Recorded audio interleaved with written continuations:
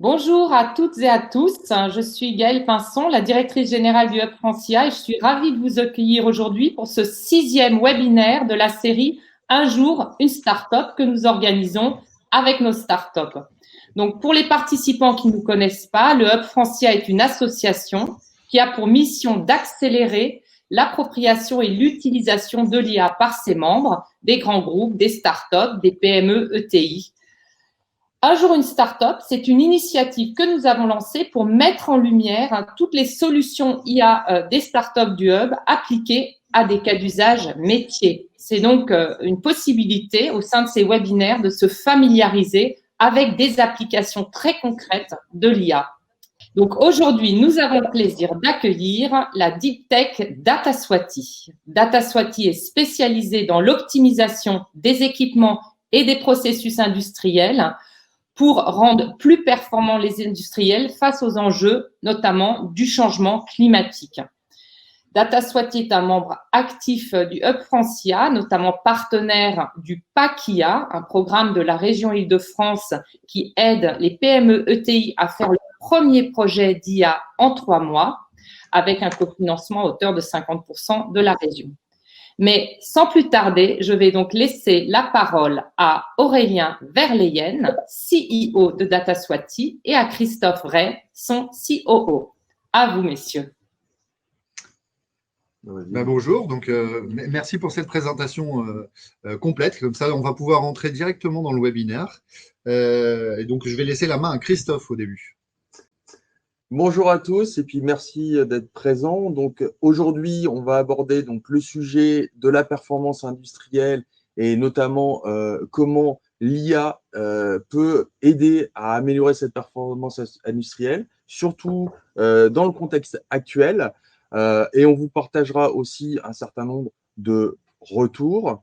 Donc là, on va passer sur la présentation. Voilà. Donc l'idée, c'est de vous expliquer un peu le contexte industriel, comment on le voit, ce qu'on voit sur le terrain, nous, concrètement, notre approche qui a beaucoup changé suite aux problèmes de confinement et ce qu'on a pu voir avec les dialogues donc à distance qu'on a avec nos clients, notamment dans certains secteurs. Donc, vous aurez aussi Aurélien qui vous présentera dans le détail un cas d'usage et d'autres cas qu'on a pu voir. Et on finira par une petite démo très rapide de l'outil pour que vous voyez concrètement comment ça peut se présenter et qu'est-ce qu'on peut apporter au travers de ça.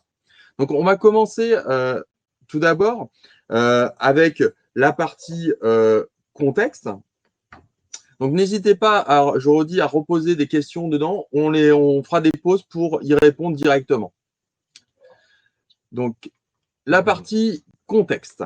Alors, le contexte actuel, on va enlever toute la partie Covid et organisation des industries et des usines. On va parler plutôt de la partie métier, c'est-à-dire en fait ce qu'on voit nous sur les lignes de production.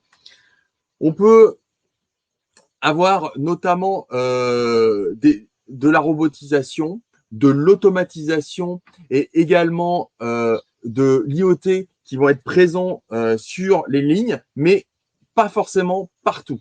On le voit, les robots, toutes les usines, notamment en France, il y a certains pays comme l'Allemagne qui sont plus robotisés, mais on voit qu'il y a d'autres pays qui sont pas forcément super robotisés. L'automatisation, ce qu'on voit souvent, et nous ce qu'on constate, c'est que oui, il y a de l'automatisation, il y a des automates un peu partout, mais attention, les industriels n'arrivent pas à exploiter ces automates de manière, on va dire, d'extraire les données souvent. C'est un gros problème. On commence à avoir des clients qui commencent à mettre beaucoup de capteurs, mais c'est un peu, je mets des capteurs dans tous les sens et puis après, je vois ce qui va se passer. Et le principal problème qu'on rencontre souvent, c'est que les usines, elles sont pas dans les grandes villes avec de la fibre optique partout. Et souvent, vous pouvez avoir une usine qui va être fibrée, puis une usine qui a à peine 1, 2, 4 mégas de bande passante. Ça veut dire très petit et elle doit passer son réseau IT dessus. Ce qui fait que quand vous arrivez et que vous avez des solutions qui doivent refaire monter des données en mode SaaS, mais également de partager sur différentes usines, ça devient très compliqué puisque vous voulez pas faire tomber le SAP ou donc le RP ou le MES qui peuvent être aussi interconnectés.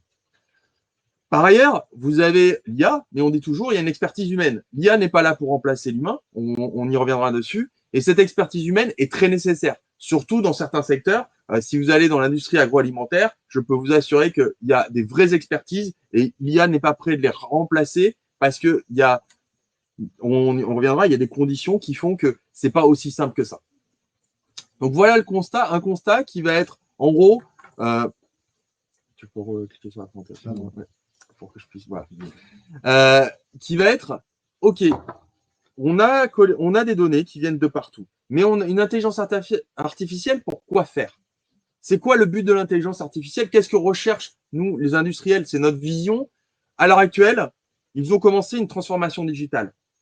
Mais cette transformation digitale, elle passait principalement par de l'automatisation, de la robotisation, mise en place de ce qu'on appelle de logiciels de business intelligence ou de MES ou de ERP, ou de supervision.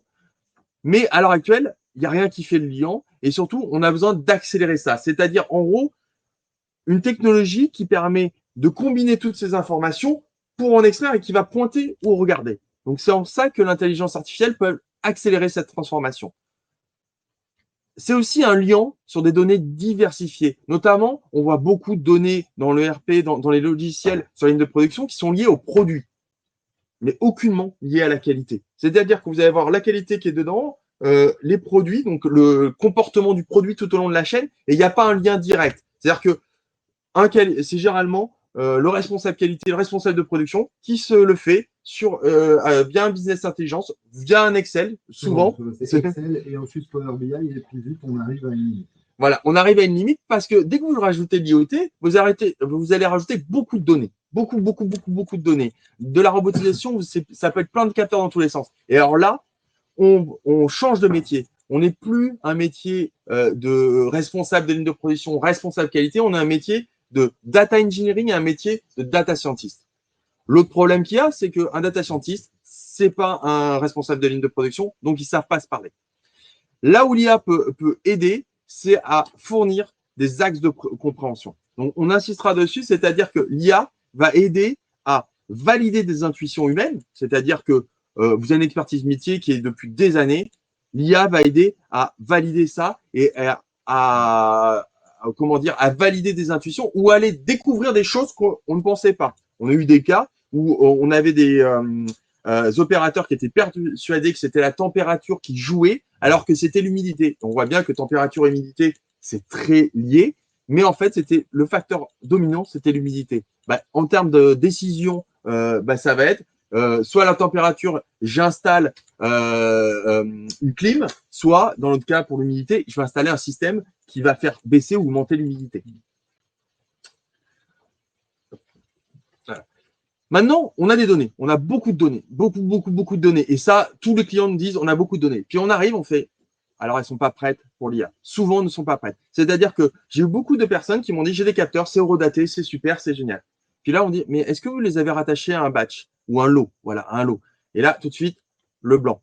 Quand ils l'ont fait, ça va être OK, mais est-ce que vous avez vos données produits, vos données qualité, vous les collectez comment? Ah, bon, on les collecte via un tableau Excel ou alors via un autre outil. Et là, vous voyez tout de suite que vous avez une multitude de bases et vous avez des choses que vous ne pouvez pas comparer. Et donc, si elles ne sont pas prêtes pour l'intelligence artificielle, c'est-à-dire qu'il y a des liens qui sont faits entre elles pour analyser, parce que l'intelligence artificielle ne va pas vous trouver, et ça on reviendra tout à l'heure, ne va pas vous trouver la formule magique tout de suite. Il faut la nourrir. C'est un apprentissage. Par ailleurs, est-ce qu'elles sont décision ready? Ça veut dire que beaucoup d'entreprises utilisent donc du Power BI, vont utiliser aussi des data scientists, mais à un moment donné, un data scientist va vous fournir un résultat mathématique. Quand vous êtes responsable des lignes de production, vous, ce que vous attendez, c'est pouvoir prendre une décision. Et souvent, les données ne sont pas prêtes pour la décision. Et c'est là où on verra qu'il y a un gros boulot à faire, et c'est ce que nous, on travaille.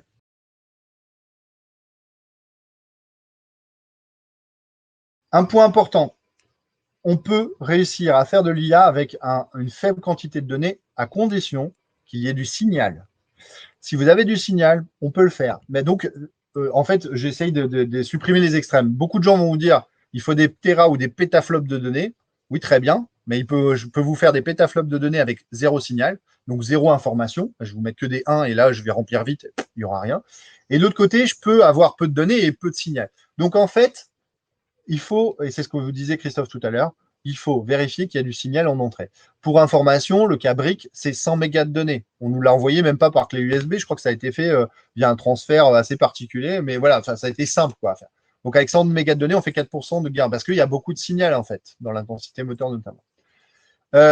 En fait, même si vous avez des erreurs de mesure à des endroits, bah, nous, en fait, on va les lisser ou les supprimer, dire bah, là, il faudrait améliorer. Donc, en fait, vous faites un audit de qualité sur vos données. Donc, on ne les prendra pas en compte avant qu'ils soient de bonnes données. Mais des fois, quand on a un mauvais signal à un endroit, on peut avoir le signal corollaire ailleurs. Donc, des fois, c'est ce que je vous montrais sur comment je mesure la qualité de mon argile. Bah, en fait, je ne le mesure pas en prenant la spectrophotométrie, mais globalement, je le prends par l'intensité. Donc, je ne peux pas dire je valide la qualité de mon argile, ça je ne peux pas le dire. Par contre, je comprends la qualité de mon argile au regard d'un autre spectre. Et ça, c'est intéressant.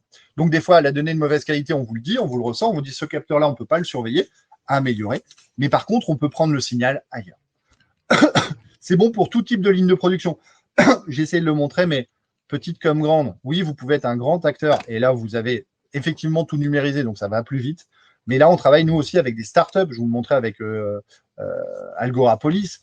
C'est une petite startup. Bon, là, ils ont levé, c'est bien, tant mieux pour eux. Mais globalement, même quand vous êtes petit, vous avez une petite chaîne, on peut réussir à avoir des résultats. Et c'est ça qui est extrêmement important. C'est pas réservé aux riches ou aux gros. Voilà.